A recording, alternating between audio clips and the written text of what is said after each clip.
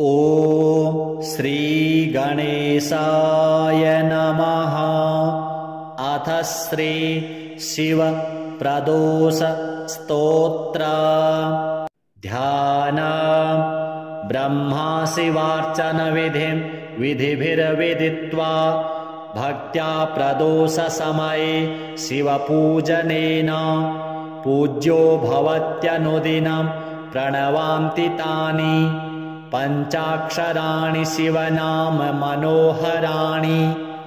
वाणी च वाग्भिरमिताभिरभङ्गुरार्थैः प्रस्तौति शङ्करपदाम्बुजपूजनं च कृत्वा प्रदोषसमये स्वमराङ्गनाभिः साकं प्रनृत्यति विभूतिपवित्रगात्रा। अथ स्तोत्र।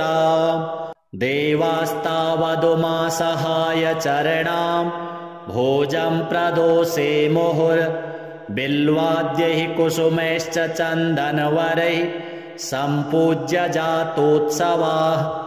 तत्पूजाविरतः कदापि न भवन्त्येवामृतास्वादने। को वा स्याद्विरतः प्रमोदविरतः को वा जगन्मण्डले।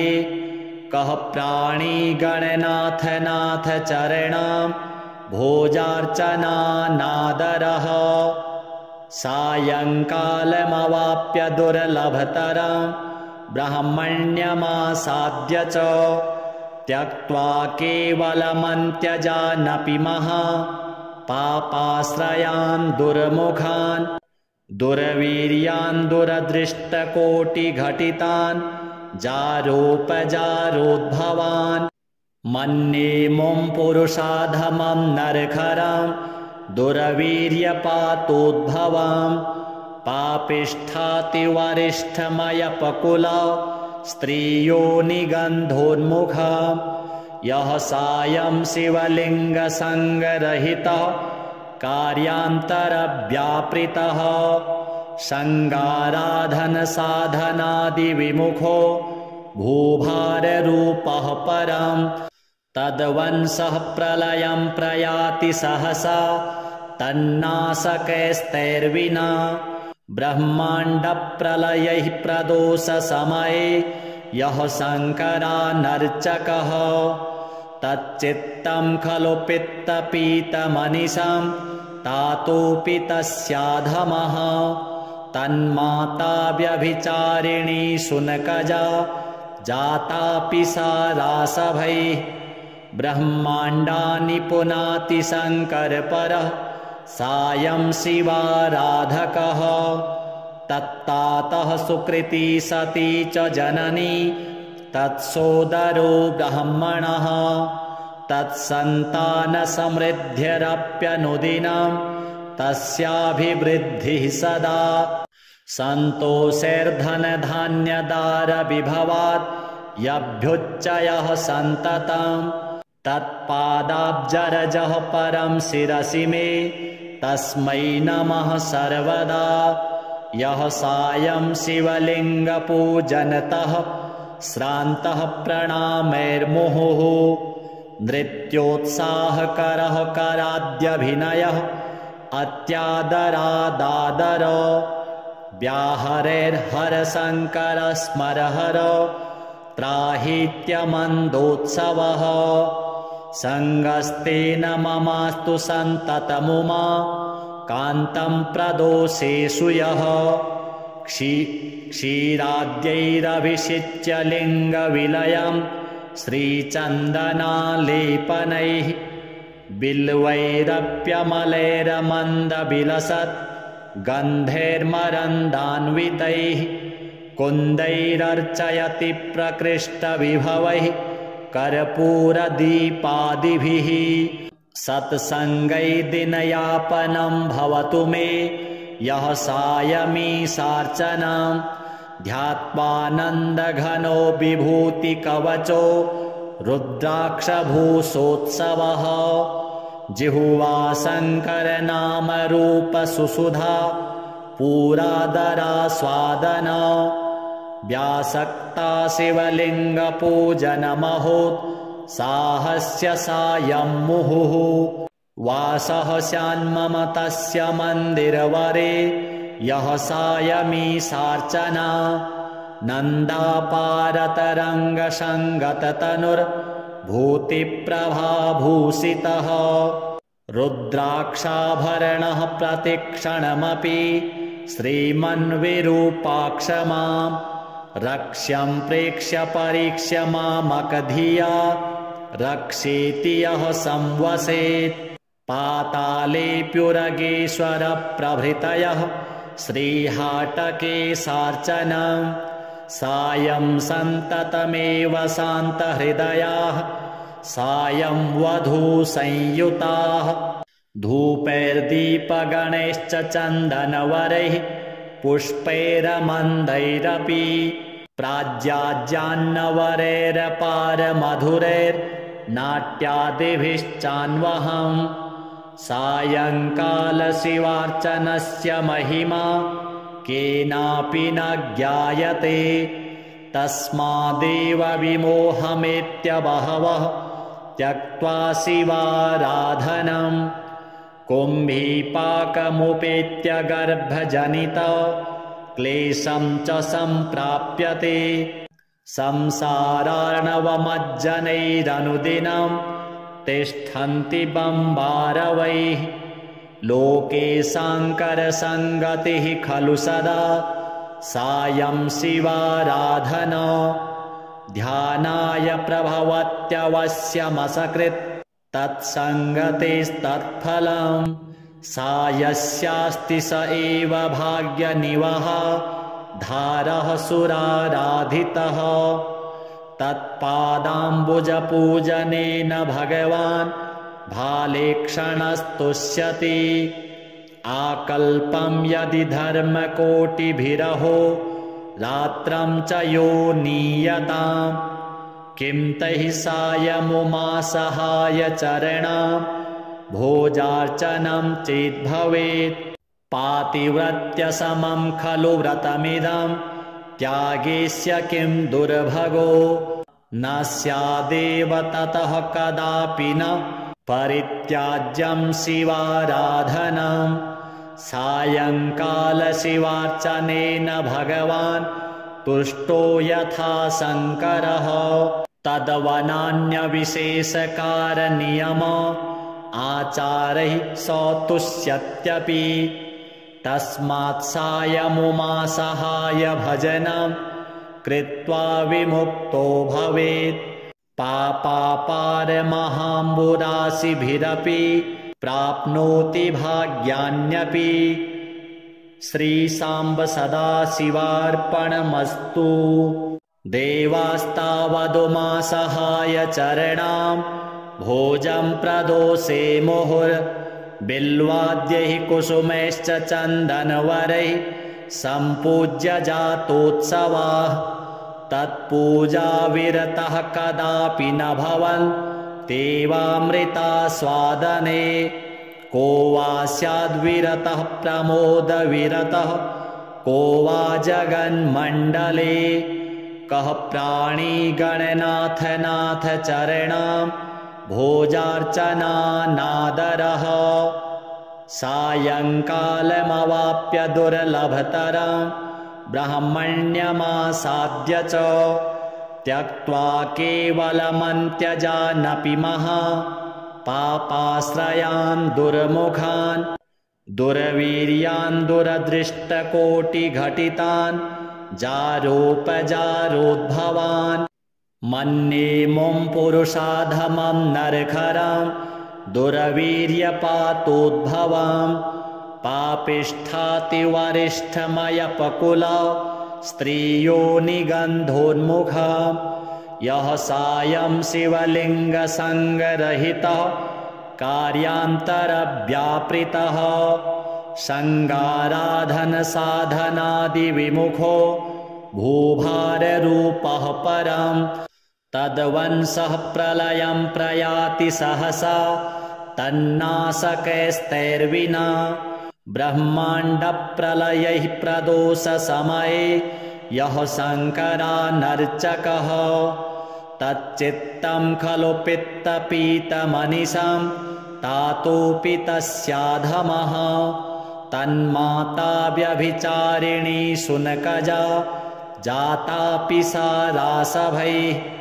ब्रह्माण्डानि पुनाति शङ्करपरः सायं शिवाराधकः तत्तातः सुकृती सती च जननी तत्सोदरो ब्राह्मणः तत्सन्तानसमृद्धिरप्यनुदिनं तस्याभिवृद्धिः सदा सन्तोषैर्धनधान्यदारविभवात् यभ्युच्चयः सन्ततं तत्पादाब्जरजः परं शिरसि मे तस्मै नमः सर्वदा यः सायं शिवलिङ्गपूजनतः श्रान्तः प्रणामैर्मुहुः नृत्योत्साहकरः कराद्यभिनयः अत्यादरादादर व्याहरेर्हरशङ्करस्मरहर त्राहीत्यमन्दोत्सवः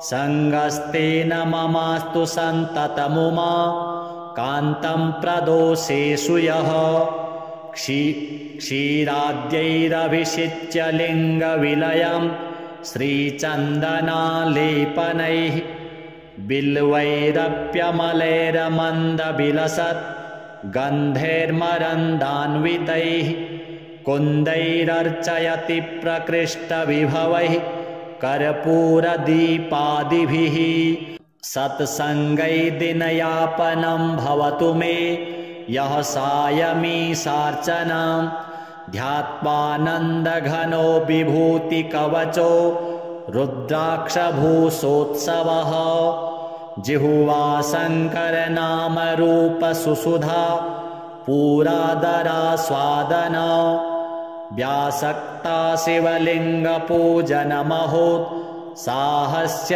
सायं मुहुः वासः स्यान्मम तस्य मन्दिरवरे यः सायमीशार्चना नन्दापारतरङ्गसङ्गततनुर्भूतिप्रभाभूषितः रुद्राक्षाभरणः प्रतिक्षणमपि श्रीमन्विरूपाक्षमां रक्ष्यं प्रेक्ष्य परीक्ष्य मामकधिया रक्षेति यः संवसेत् पातालेऽप्युरगेश्वरप्रभृतयः श्रीहाटकेशार्चनं सायं सन्ततमेव शान्तहृदयाः सायं वधूसंयुताः धूपैर्दीपगणैश्च चन्दनवरैः पुष्पैरमन्दैरपि प्राज्याज्यान्नवरैरपारमधुरैर्नाट्यादिभिश्चान्वहम् सायङ्कालशिवार्चनस्य महिमा केनापि न ज्ञायते तस्मादेव विमोहमेत्य त्यक्त्वा शिवाराधनम् कुम्भीपाकमुपेत्य गर्भजनित क्लेशं च सम्प्राप्यते संसारार्णवमज्जनैरनुदिनं तिष्ठन्ति बम्बारवैः लोके शाङ्करसङ्गतिः खलु सदा सायं शिवाराधना ध्यानाय प्रभवत्यवश्यमसकृत् तत्सङ्गतेस्तत्फलम् सायस्यास्ति स एव भाग्यनिवः धारः सुराराधितः तत्पादाम्बुजपूजनेन भगवान् भालेक्षणस्तुष्यति आकल्पं यदि धर्मकोटिभिरहो रात्रं च यो नीयताम् किं तैः सायमुमा सहायचरणां भोजार्चनं चेद्भवेत् पातिव्रत्यसमं खलु व्रतमिदं त्यागेस्य किं दुर्भगो न स्यादेव ततः कदापि न परित्याज्यं शिवाराधनं सायङ्कालशिवार्चनेन भगवान् तुष्टो यथा शङ्करः तद्वनान्यविशेषकारनियम आचारैः सौतुष्यत्यपि तस्मात् सायमुमासहाय भजनं कृत्वा विमुक्तो भवेत्। पापापारमहाम्बुराशिभिरपि प्राप्नोति भाग्यान्यपि। श्रीसाम्ब सदाशिवार्पणमस्तु। देवास्तावदुमासहाय चरणां भोजं प्रदोषे मुहुर्बिल्वाद्यैः कुसुमैश्च चन्दनवरैः सम्पूज्य जातोत्सवाः। तत्पूजाविरतः कदापि न भवन् तेवामृतास्वादने। को वा स्याद्विरतः प्रमोदविरतः को वा जगन्मण्डले। कः प्राणिगणनाथ नाथ चरणां भोजार्चनानादरः।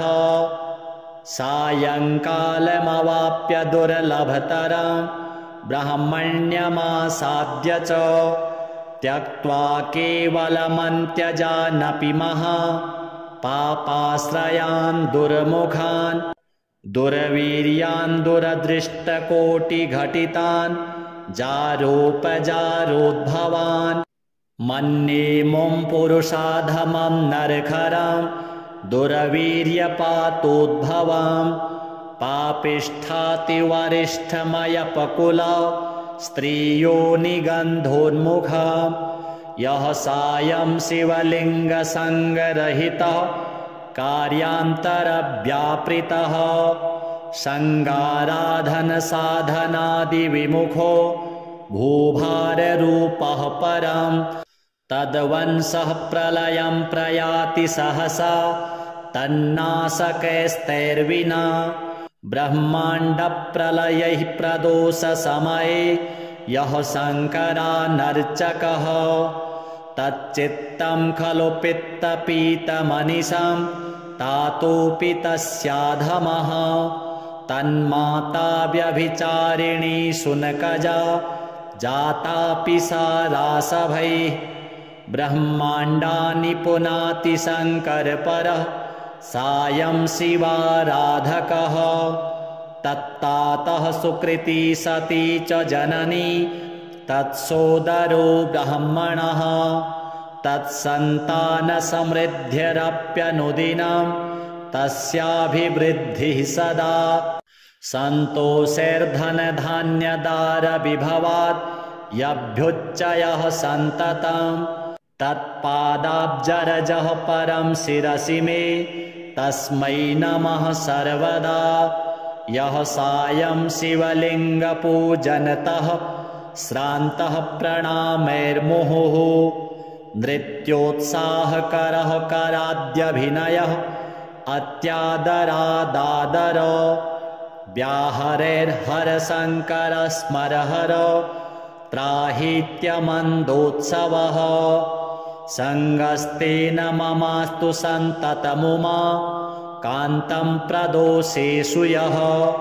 क्षीराद्यैरभिषिच्य लिङ्गविलयं श्रीचन्दनालेपनैः बिल्वैरप्यमलैरमन्दविलसत् गन्धैर्मरन्दान्वितैः। कुन्दैरर्चयति प्रकृष्टविभवैः कर्पूरदीपादिभिः। सत्सङ्गै दिनयापनं भवतु मे यः सायमीशार्चनां। ध्यात्वानन्दघनो विभूतिकवचो रुद्राक्षभूषोत्सवः।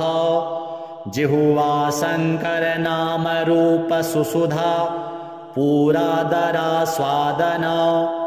व्यासक्ता शिवलिङ्गपूजनमहोत्साहस्य सायं मुहुः। वासः स्यान्मम तस्य मन्दिरवरे यः सायमीशार्चना। नन्दापारतरङ्गसङ्गततनुर्भूतिप्रभाभूषितः।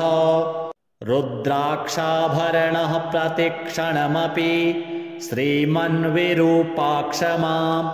रक्ष्यं प्रेक्ष्य परीक्ष्य मामकधिया रक्षेति यः संवसेत् पातालेऽप्युरगेश्वरप्रभृतयः श्रीहाटकेशार्चनं सायं सन्ततमेव शान्तहृदयाः सायं वधूसंयुताः धूपैर्दीपगणैश्च चन्दनवरैः पुष्पैरमन्दैरपि प्राज्याज्जान्नवरैरपारमधुरैर्नाट्यादिभिश्चान्वहम् सायङ्कालशिवार्चनस्य महिमा केनापि न ज्ञायते तस्मादेव विमोहमेत्य बहवः त्यक्त्वा शिवाराधनम् कुम्भीपाकमुपेत्य गर्भजनित क्लेशं च सम्प्राप्यते संसारार्णवमज्जनैरनुदिनं तिष्ठन्ति बम्बारवैः लोके साङ्करसङ्गतिः खलु सदा सायं शिवाराधना ध्यानाय प्रभवत्यवश्यमसकृत् तत्सङ्गतेस्तत्फलम् सायस्यास्ति स एव भाग्यनिवः धारः सुराराधितः तत्पादाम्बुजपूजनेन भगवान् भालेक्षणस्तुष्यति आकल्पं यदि धर्मकोटिभिरहो रात्रं च यो नीयताम् किं तैः सायमुमासहाय चरणां भोजार्चनं चेद्भवेत् पातिव्रत्यसमं खलु व्रतमिदं त्यागेस्य किं दुर्भगो न स्यादेव ततः कदापि न परित्याज्यं शिवाराधनम् सायङ्कालशिवार्चनेन भगवान् तुष्टो यथा शङ्करः तदवनान्यविशेषकारनियम आचारैः सतुष्यत्यपि तस्मात् सायमुमासहाय भजनं कृत्वा विमुक्तो भवेत् पापापारमहाम्बुराशिभिरपि प्राप्नोति भाग्यान्यपि श्रीसाम्ब सदाशिवार्पणमस्तु देवास्तावदुमासहाय चरणां भोजं प्रदोषे मुहुर्बिल्वाद्यैः कुसुमैश्च चन्दनवरैः सम्पूज्य जातोत्सवाः तत्पूजा विरतः कदापि न भवन् देवामृतास्वादने को वा स्याद्विरतः प्रमोदविरतः को वा जगन्मण्डले कः प्राणी गणनाथ नाथ चरणां भोजार्चनानादरः सायङ्कालमवाप्य दुर्लभतरं ब्रह्मण्यमासाद्य च त्यक्त्वा केवलमन्त्यजानपि महा पापाश्रयान् दुर्मुखान् दुर्वीर्यान् दुरदृष्टकोटिघटितान् जारोपजारोद्भवान् मन्ये मुं पुरुषाधमं नरखरं दुर्वीर्यपातोद्भवां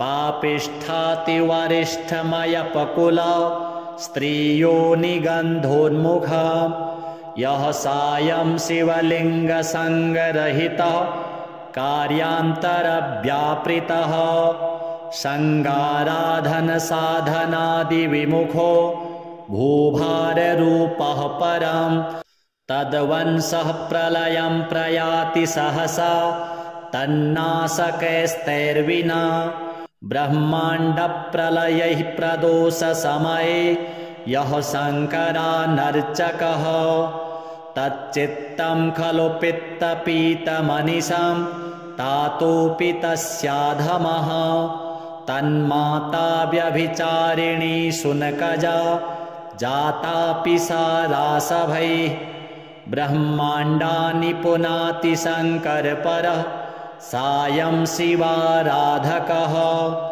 तत्तातः सुकृती सती च जननी तत्सोदरो ब्रह्मणः तत्सन्तानसमृद्धिरप्यनुदिनं तस्याभिवृद्धिः सदा सन्तोषैर्धनधान्यदारविभवात् यभ्युच्चयः सन्ततं तत्पादाब्जरजः परं शिरसि मे तस्मै नमः सर्वदा यः सायं शिवलिङ्गपूजनतः श्रान्तः प्रणामैर्मुहुः नृत्योत्साहकरः कराद्यभिनयः अत्यादरादादर व्याहरेर्हरशङ्करस्मरहर त्राहीत्यमन्दोत्सवः सङ्गस्तेन ममास्तु सन्ततमुमा कान्तं प्रदोषेषु यः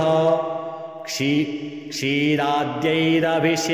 लिङ्गविलयं श्रीचन्दनालेपनैः बिल्वैरप्यमलैरमन्दविलसत् गन्धैर्मरन्दान्वितैः कुन्दैरर्चयति प्रकृष्टविभवैः कर्पूरदीपादिभिः सत्सङ्गै दिनयापनं भवतु मे यः सायमीशार्चनां ध्यात्वानन्दघनो विभूतिकवचो रुद्राक्षभूषोत्सवः जिह्वा शङ्करनामरूपसुसुधा पूरादरास्वादन व्यासक्ता शिवलिङ्गपूजनमहोत्साहस्य सायं मुहुः वासः स्यान्मम तस्य मन्दिरवरे यः सायमीशार्चना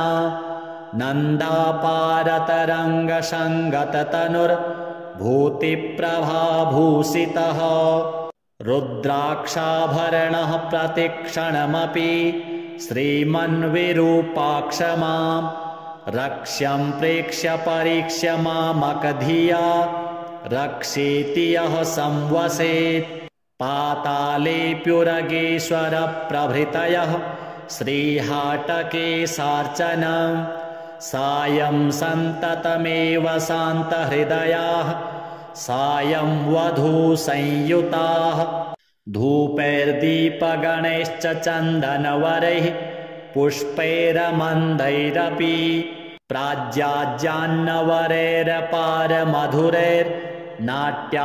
प्राज्याज्यान्नवरैरपारमधुरैर्नाट्यादिभिश्चान्वहम् सायङ्कालशिवार्चनस्य महिमा केनापि न ज्ञायते तस्मादेव विमोहमेत्य बहवः त्यक्त्वा शिवाराधनं कुम्भीपाकमुपेत्य गर्भजनित क्लेशं च सम्प्राप्यते संसारार्णवमज्जनैरनुदिनं तिष्ठन्ति बम्बारवैः लोके शाङ्करसङ्गतिः खलु सदा सायं शिवाराधना ध्यानाय प्रभवत्यवश्यमसकृत् तत्सङ्गतेस्तत्फलं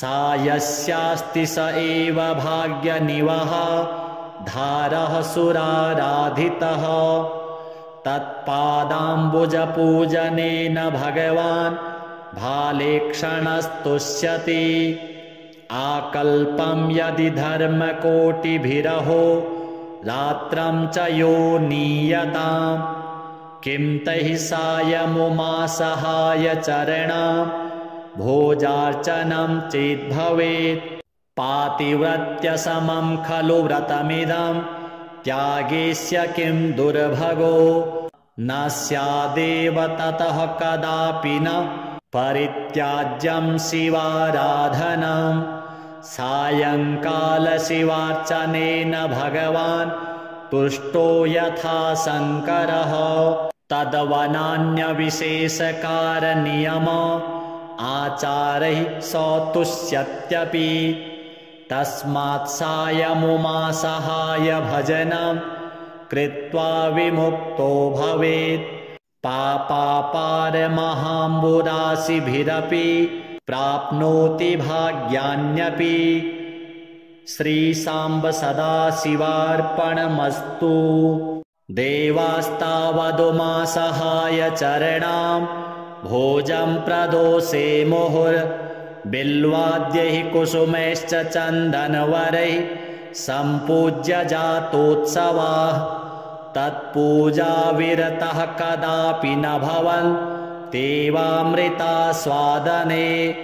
को वा स्याद्विरतः प्रमोदविरतः को वा जगन्मण्डले कः प्राणी गणनाथ नाथ चरणां भोजार्चनानादरः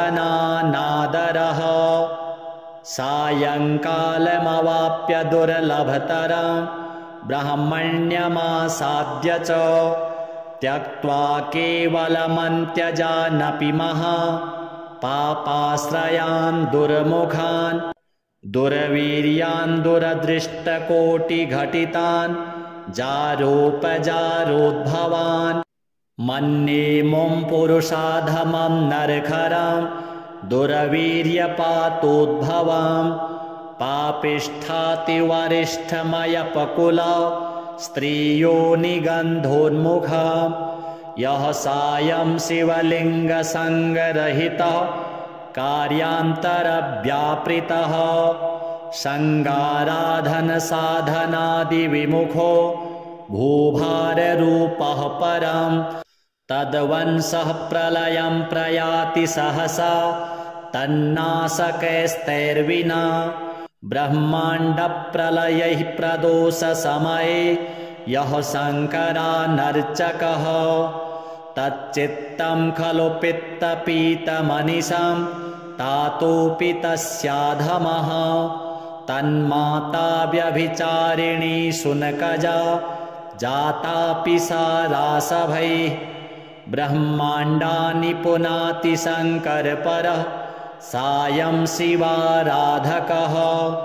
तत्तातः सुकृती सती च जननी तत्सोदरो ब्रह्मणः तत्सन्तानसमृद्ध्यरप्यनुदिनं तस्याभिवृद्धिः सदा सन्तोषैर्धनधान्यदारविभवात् यभ्युच्चयः सन्ततं तत्पादाब्जरजः परं शिरसि मे तस्मै नमः सर्वदा यः सायं शिवलिङ्गपूजनतः श्रान्तः प्रणामैर्मुहुः नृत्योत्साहकरः कराद्यभिनयः अत्यादरादादर व्याहरेर्हरशङ्करस्मरहर त्राहीत्यमन्दोत्सवः सङ्गस्तेन ममास्तु सन्ततमुमा कान्तं प्रदोषेषु यः क्षीराद्यैरभिषिच्य लिङ्गविलयं श्रीचन्दनालेपनैः बिल्वैरप्यमलैरमन्दविलसत् गन्धैर्मरन्दान्वितैः कुन्दैरर्चयति प्रकृष्टविभवैः कर्पूरदीपादिभिः सत्सङ्गै दिनयापनं भवतु मे यः सायमीशार्चनां ध्यात्वानन्दघनो विभूतिकवचो रुद्राक्षभूषोत्सवः जिह्वा शङ्करनामरूपसुसुधा पूरादरास्वादना व्यासक्ता शिवलिङ्गपूजनमहोत्साहस्य सायं मुहुः वासः स्यान्मम तस्य मन्दिरवरे यः सायमीशार्चना नन्दापारतरङ्गसङ्गततनुर्भूतिप्रभाभूषितः रुद्राक्षाभरणः प्रतिक्षणमपि श्रीमन्विरूपाक्ष मां रक्ष्यं प्रेक्ष्य परीक्ष्य मामकधिया रक्षेति यः संवसेत् पातालेऽप्युरगेश्वरप्रभृतयः श्रीहाटकेशार्चनं सायं सन्ततमेव शान्तहृदयाः सायं वधूसंयुताः धूपैर्दीपगणैश्च चन्दनवरैः पुष्पैरमन्दैरपि प्राज्याज्यान्नवरैरपारमधुरैर्नाट्यादिभिश्चान्वहम् सायङ्कालशिवार्चनस्य महिमा केनापि न ज्ञायते। तस्मादेव विमोहमेत्य बहवः त्यक्त्वा शिवाराधनम् कुम्भीपाकमुपेत्य गर्भजनित क्लेशं च सम्प्राप्यते। संसारार्णवमज्जनैरनुदिनं तिष्ठन्ति बम्बारवैः लोके साङ्करसङ्गतिः खलु सदा सायं शिवाराधना।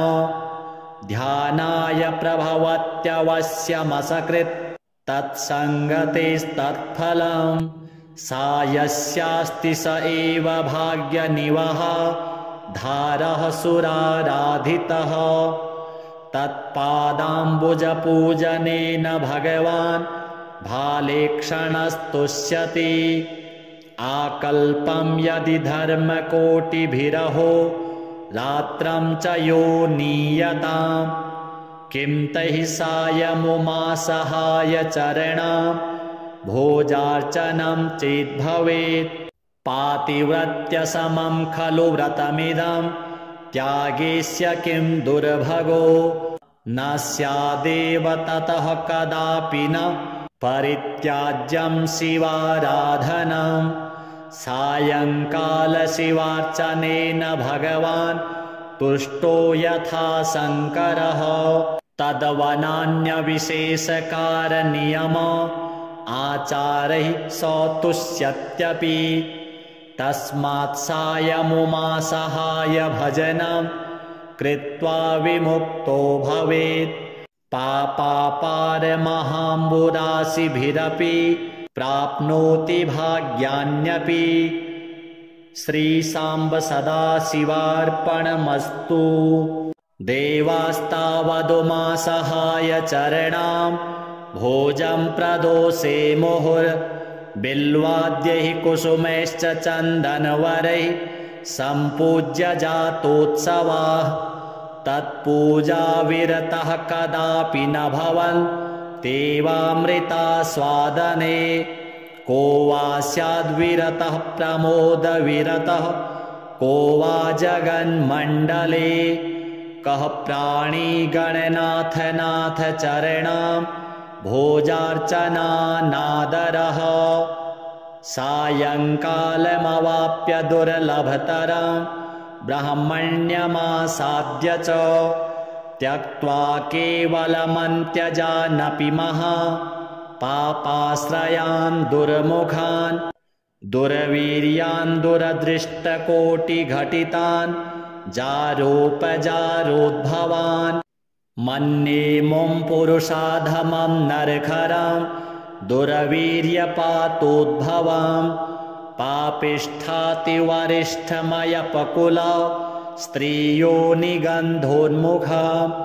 यः सायं शिवलिङ्गसङ्गरहितः कार्यान्तरव्यापृतः सङ्गाराधनसाधनादिविमुखो भूभाररूपः परं। तद्वंशः प्रलयं प्रयाति सहसा तन्नाशकैस्तैर्विना। ब्रह्माण्डप्रलयैः प्रदोषसमये यः शङ्करानर्चकः तच्चित्तं खलु पित्तपीतमनिशं तातोऽपि तस्याधमः। तन्माता व्यभिचारिणी शुनकजा जातापि सा रासभैः। ब्रह्माण्डानि पुनाति शङ्करपरः सायं शिवाराधकः। तत्तातः सुकृती सती च जननी तत्सोदरो ब्रह्मणः। तत्सन्तानसमृद्ध्यरप्यनुदिनं तस्याभिवृद्धिः सदा। सन्तोषैर्धनधान्यदारविभवात् यभ्युच्चयः सन्ततं। तत्पादाब्जरजः परं शिरसि मे तस्मै नमः सर्वदा। यः सायं शिवलिङ्गपूजनतः श्रान्तः प्रणामैर्मुहुः।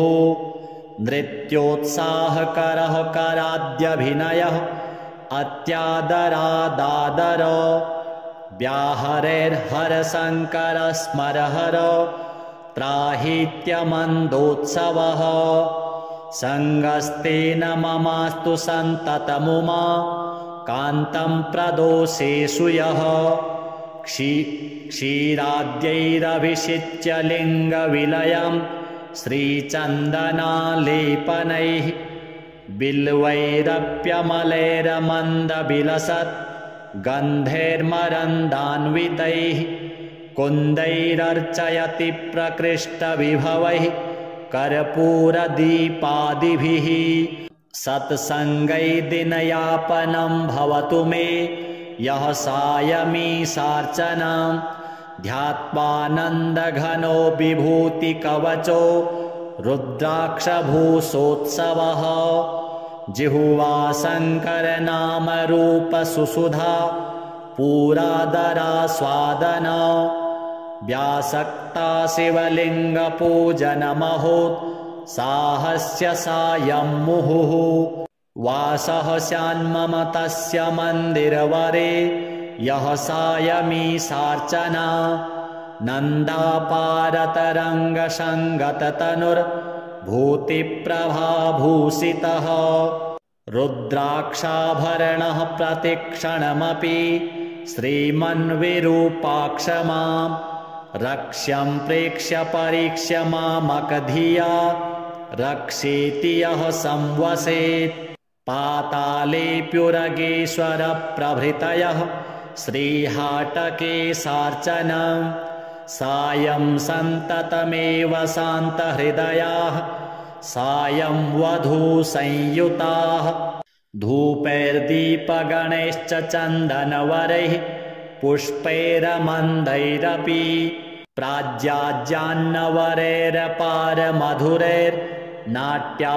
प्राज्याज्यान्नवरैरपारमधुरैर्नाट्यादिभिश्चान्वहम् सायङ्कालशिवार्चनस्य महिमा केनापि न ज्ञायते तस्मादेव विमोहमेत्य बहवः त्यक्त्वा शिवाराधनम् कुम्भीपाकमुपेत्य गर्भजनित क्लेशं च सम्प्राप्यते संसारार्णवमज्जनैरनुदिनं तिष्ठन्ति बम्बारवैः लोके शाङ्करसङ्गतिः खलु सदा सायं शिवाराधना ध्यानाय प्रभवत्यवश्यमसकृत् तत्सङ्गतेस्तत्फलम् सायस्यास्ति स एव भाग्यनिवहः धारः सुराराधितः तत्पादाम्बुजपूजनेन भगवान्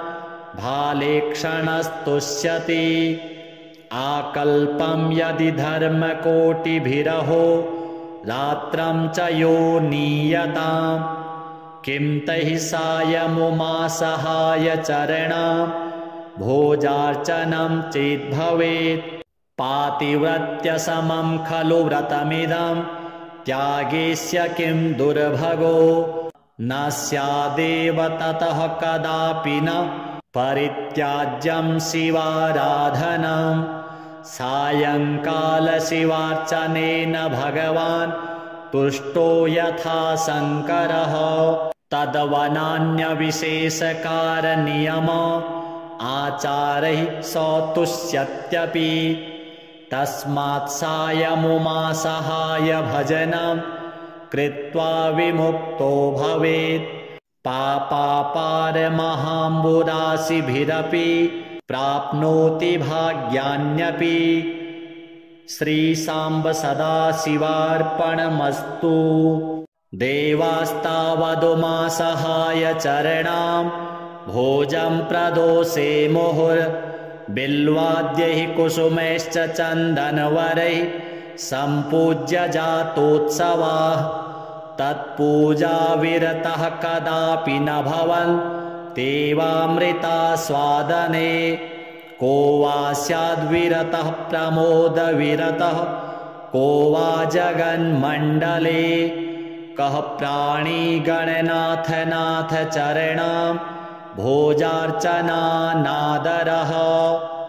सायङ्कालमवाप्य दुर्लभतरं ब्रह्मण्यमासाद्य च त्यक्त्वा केवलमन्त्यजानपि पापाश्रयान् दुर्मुखान् दुर्वीर्यान् दुरदृष्टकोटिघटितान् जारोपजारोद्भवान्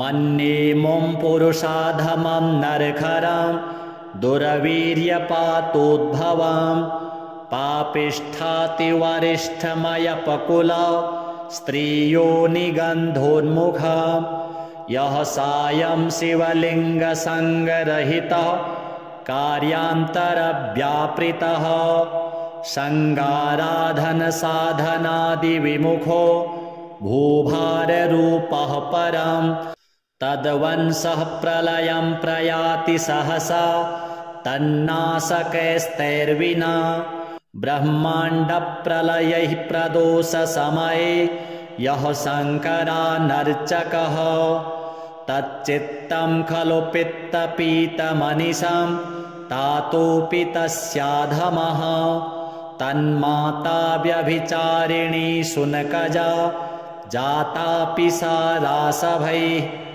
ब्रह्माण्डानि पुनाति शङ्करपरः सायं शिवाराधकः तत्तातः सुकृती सती च जननी तत्सोदरो ब्राह्मणः तत्सन्तानसमृद्ध्यरप्यनुदिनं तस्याभिवृद्धिः सदा सन्तोषैर्धनधान्यदारविभवात् यभ्युच्चयः सन्ततं तत्पादाब्जरजः परं शिरसि मे तस्मै नमः सर्वदा यः सायं शिवलिङ्गपूजनतः श्रान्तः प्रणामैर्मुहुः नृत्योत्साहकरः कराद्यभिनयः अत्यादरादादर व्याहरैर्हरशङ्करस्मरहर त्राहीत्यमन्दोत्सवः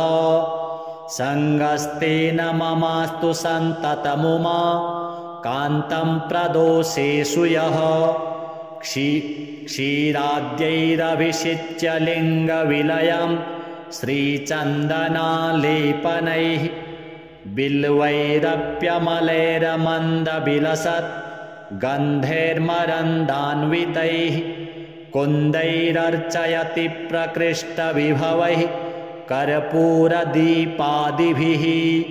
सत्सङ्गै दिनयापनं भवतु मे यः सायमीशार्चनां ध्यात्वानन्दघनो विभूतिकवचो रुद्राक्षभूषोत्सवः जिह्वा शङ्करनामरूपसुसुधा पूरादरास्वादना व्यासक्ता शिवलिङ्गपूजनमहोत् साहस्य सायं मुहुः वासः स्यान्मम तस्य मन्दिरवरे यः सायमीशार्चना नन्दापारतरङ्गसङ्गततनुर्भूतिप्रभाभूषितः रुद्राक्षाभरणः प्रतिक्षणमपि श्रीमन्विरूपाक्षमां रक्ष्यं प्रेक्ष्य परीक्ष्य मामकधिया रक्षेति यः संवसेत् पातालेऽप्युरगेश्वरप्रभृतयः श्रीहाटकेशार्चनं सायं सन्ततमेव शान्तहृदयाः सायं वधूसंयुताः धूपैर्दीपगणैश्च चन्दनवरैः पुष्पैरमन्दैरपि प्राज्याज्यान्नवरैरपारमधुरैर्नाट्यादिभिश्चान्वहम् सायङ्कालशिवार्चनस्य महिमा केनापि न ज्ञायते तस्मादेव विमोहमेत्य त्यक्त्वा शिवाराधनं कुम्भीपाकमुपेत्य गर्भजनित क्लेशं च सम्प्राप्यते संसारार्णवमज्जनैरनुदिनं तिष्ठन्ति बम्बारवैः लोके साङ्करसङ्गतिः खलु सदा सायं शिवाराधना ध्यानाय प्रभवत्यवश्यमसकृत् तत्सङ्गतेस्तत्फलम् सायस्यास्ति स एव भाग्यनिवहः धारः सुराराधितः तत्पादाम्बुजपूजनेन भगवान् भालेक्षणस्तुष्यति आकल्पं यदि धर्मकोटिभिरहो रात्रं च यो नीयताम् किं तैः सायमुमासहाय चरणां भोजार्चनं चेद्भवेत् पातिव्रत्यसमं खलु व्रतमिदं त्यागेस्य किं दुर्भगो न स्यादेव ततः कदापि न परित्याज्यं शिवाराधनम् सायङ्कालशिवार्चनेन भगवान् तुष्टो यथा शङ्करः तद्वनान्यविशेषकारनियम आचारैः स तुष्यत्यपि तस्मात् सायमुमासहाय भजनं कृत्वा विमुक्तो भवेत् पापापारमहाम्बुराशिभिरपि प्राप्नोति भाग्यान्यपि श्रीसाम्ब सदाशिवार्पणमस्तु।